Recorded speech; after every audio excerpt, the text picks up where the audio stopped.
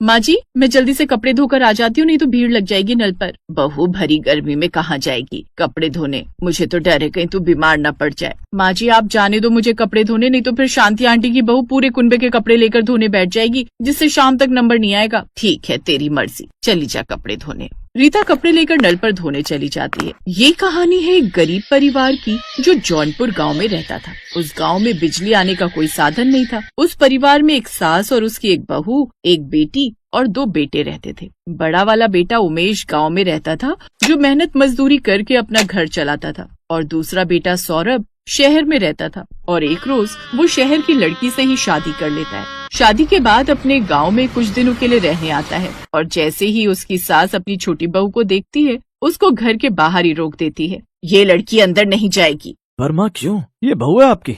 तुमने शादी करने से पहले अपनी माँ को एक बार भी बताना जरूरी नहीं समझा। माना माँ मेरी गलती है, पर मुझे माफ कर दो। कमला अपनी बेटी की खुशी के लिए रिंकी को अंदर बुलाती है और उसे अपनी बहू स्वीकारती है। थोड़ी देर बाद जब रात होने लगती है तो सारे गांव में लाइट की जगह मिट्टी के दिए जलने लगते हैं, जिसे देखकर रिंकी अपनी सास से बोलती है, माँ जी ये गांव के किसी भी घर में और हमारे घर में लाइट क्यों नहीं चल रही है? बहू लाइट, हमारे गांव में बिजली नाम की तो कोई चीज ही नहीं है जो लाइट चलेगी। हम सभी लोग अपने कामों को दिन ढलने से पहले ही निपटा लेते हैं और रात दिए जलाकर काटते हैं। क्या ये क्या कह रही हो माँ जी आप? इतनी भयंकर गर्मी में वो भी बिना लाइट के कैसे रहती हो आप? रिंकी अपनी सास की बात को सुनकर बुरी तरह से चौंक गई और उसको यकीन नहीं हुआ कि यहाँ इस गांव में लाइट नहीं है। फिर आधी रात को रिंकी अपने पति को जगाती है। ये कहाँ लेकर आ गए हो तुम मुझे? मैं चैन की सांस भी नहीं ले पा रही हूँ। पता भी है कितनी गर्मी लग रही है। अरे यार रिंकी सो जाओ, ये कोई समय उठाने का? आंख बंद करके सो जाओ, नींद आ जाएगी। सौरभ ऐसे बोलकर सो जाता है और रिंकी सारी रात करवट बदलती रही और पूरी रात गर्मी की वजह से सो नहीं पाई।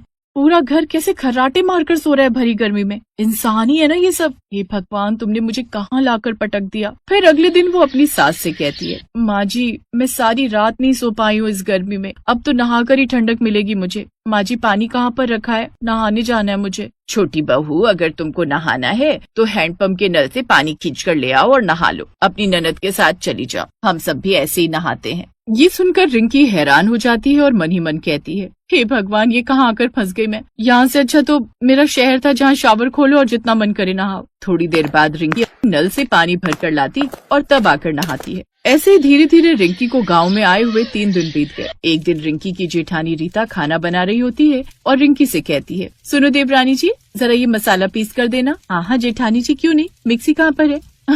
अरे देवरानी जी आप भी कैसी बात करती हैं, हम लोग तो सिलबट्टे पर मसाला पीसते हैं। ये क्या होता है जेठानी जी? ये बिना लाइट के चलने वाला जुगाड़ है देवरानी जी। इस सिलबट्टे पर पिसे मसाले की सब्जी भी एकदम दमदार बनती है। जब रिंकी रीता को मसाले पीसते हुए देखती है कि ये क्या आफत है, पत्थरों से मसाले पीसते हैं यहाँ के लोग, छी अभी तो पता नहीं क्या क्या देखने को मिलेगा। एक रात रिंकी के पेट में अचानक दर्द हुआ जिससे उसे पोटी आने लगी, लेकिन घर में रात को पानी भी खत्म हो गया था और नल भी दूर था।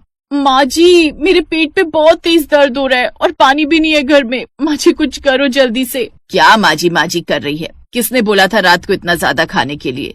माँ जी जल्दी करिए, निकल जाएगी नहीं तो। यहीं निकल जाएगी तो एक काम कर यहीं कर दे, और नहीं तो मेरे सर पर कर दे। ना जाने किस आफत की पुड़िया को लेकर आए है हमारी छाती पर मूंग दलने। अरे सबर कर, पानी का इंतजाम कर रही हूँ। तभी रीता पड़ोस से पानी की बाल्टी लेकर जाती है और तब इसके बाद रिंकी पॉटी करके आती है। लेकिन इन सब से रिंकी अब काफी परेशान हो गई थी और वो अब अगले ही दिन अपना बैग पैक करने लगती है। सौरभ जी इस गांव में बिजली न होने के कितने नुकसान है। बिजली के कारण घर में मोटर नहीं लग सकती, जिस कारण पानी लाने के लिए भी हमें बाहर हैंडपंप से पानी भरना पड़ता है। कल रात को मेरे साथ इमरजेंसी हो गई। अगर मान लो मेरी जगह कोई और बच्चा या बूढ़ा होता तो उसे भी यही सब परेशानियां झेलनी पड़ती। नहीं, मैंने तो बस अब तय कर लिया कि अब मैं इस घर में और नहीं रहूंगी, मैं जा रही हूँ यहाँ से। अब चलिए आप भी यहाँ से बहुत रह लिया, हम इस गाँव के ससुराल में जहाँ बिजली का नामो निशान नहीं है। एक एक दिन मेरा किश्तों में कट रहा है। यहाँ गर्मी के मारे जान निकल रही है, न लाइट है, न पानी है, न एसी है। एसी तो बहुत दूर, एक पंखा तक नहीं है। कल दिन निकलते ही हम शहर चलेंगे।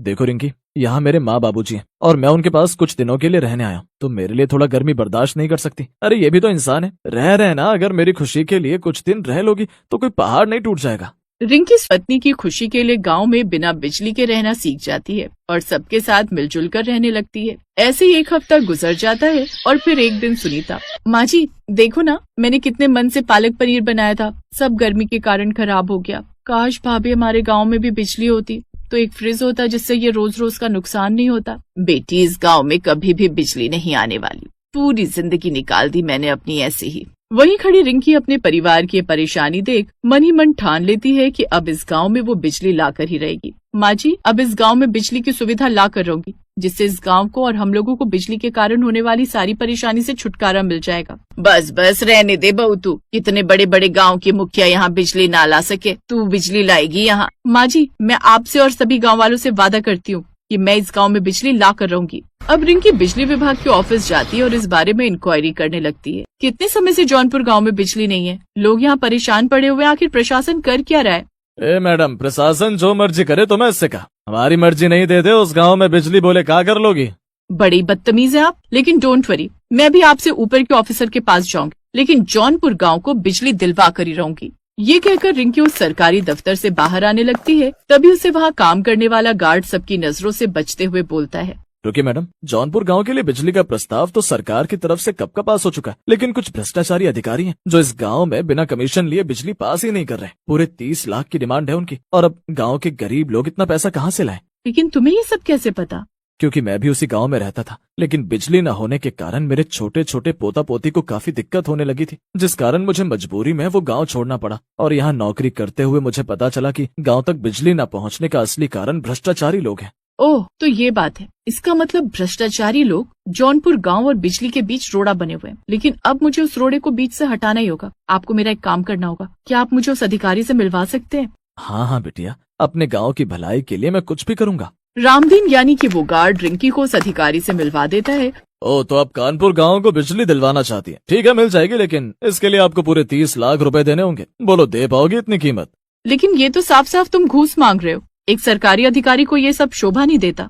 ए ज्ञान की देवी, हमें तेरा ज्ञान नहीं सुनना। अगर देना ही चाहती है तो रिश्वत दो हमें, वो भी पूरे 30 लाख रुपए। रिंकी ने उसकी ये सब बातें अपने फोन में रिकॉर्ड कर ली थी। अब वो सीधा पुलिस के पास जाती है और उसे जेल में डलवा देती है। अब ये बात मीडिया में आग की तरह फैल जाती है, जिसके बाद जौनपुर में जल्दी से सरकार की तरफ से बिजली पहुंचा दी जाती है। रिंकी ने जैसा बोला था वैसा ही कर दिखाया। उसकी शिक्षा और ज्ञानता के कारण अब उस दिन से पूरे जौनपुर गांव में बिजली आ जाती है।